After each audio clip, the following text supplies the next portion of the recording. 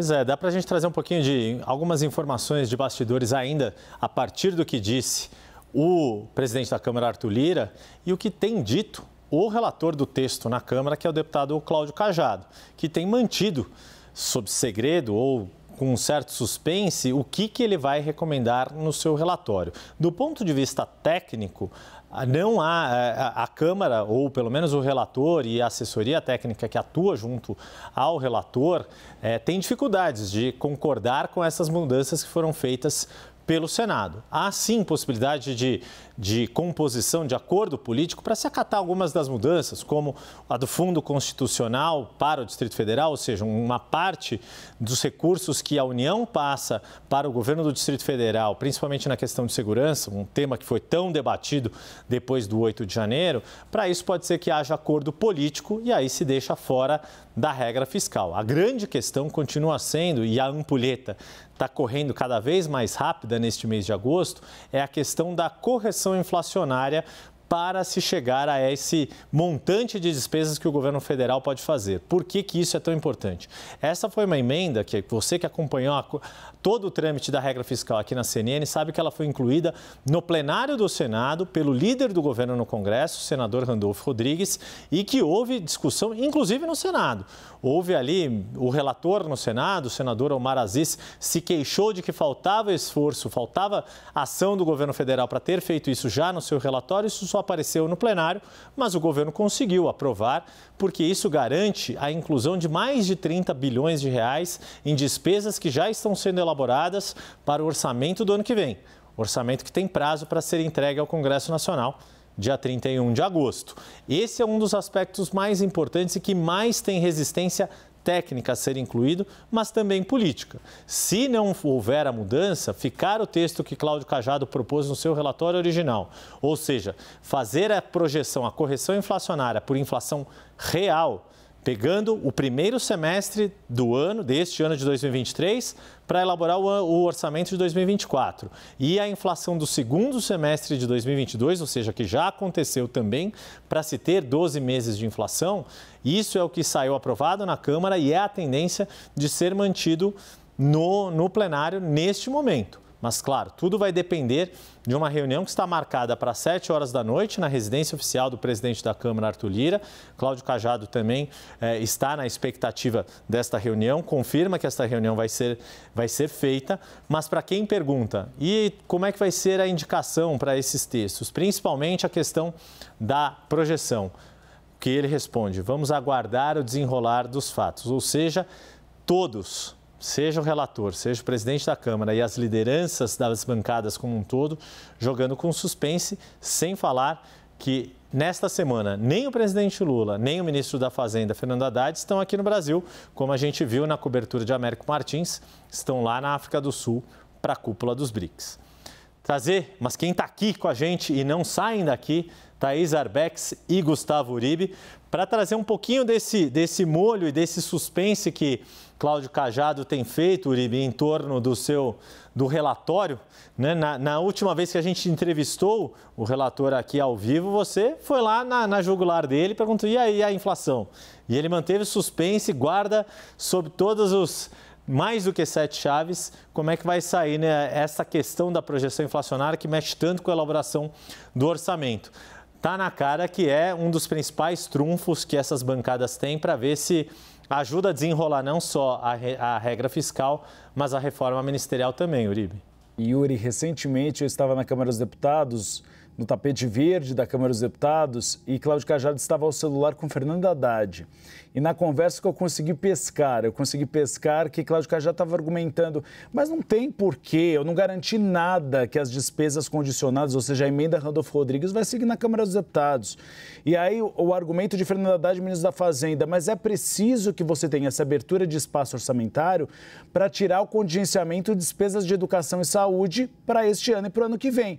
E aí Cláudio Cajado foi direto. despesas congeladas se resolve na LDO, na Lei de Diretrizes Orçamentárias, não no arcabouço fiscal, não na nova regra fiscal. Então esse é um ponto que não deve nem ser discutido. Cláudio Cajado iria naquela semana ao Ministério da Fazenda conversar com Fernando Haddad e Simone Tebet, não foi, e aí foi na semana posterior e seguiu no mesmo clima. Os líderes partidários consideram que a emenda Randolfo Rodrigues não deve ir adiante, mas eles sinalizam a possibilidade de aceitar uma das mudanças do Senado Federal, que é deixar de fora do arcabouço fiscal tanto o Fundeb como o Fundo Constitucional da Segurança Pública do Distrito Federal. Eles consideram que são pedidos feitos pelas lideranças partidárias que eles podem continuar com eles, manter isso no texto. Mas despesas condicionadas é muito difícil e os líderes partidários devem reafirmar isso hoje. Apesar de Cláudio Cajado guardar segredo. Vamos ver realmente se essa tendência vai ser mantida. Vamos ver se ele conta para alguém e alguém conta para a gente. E aí a gente conta para quem está vendo a gente aqui, né?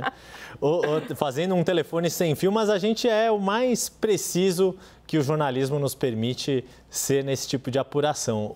Thaís, e esse tipo de apuração, ela é difícil porque o tempo, né, o poder de agenda, ele é crucial nessas conversas políticas e a gente tem visto. Todo mundo dá como certo que a regra fiscal vai ser aprovada pela Câmara, vai se tornar uma lei. A questão é o que vai ficar dessas mudanças no Senado e, principalmente, quando essas mudanças vão ser decididas pela Câmara. Dá para comprar pelo valor de face o que disse Arthur Lira ao Márcio Gomes? Ele, na verdade, sejamos justos com Arthur Lira e com Márcio Gomes. Ele disse que a tendência é votar entre terça e quarta-feira.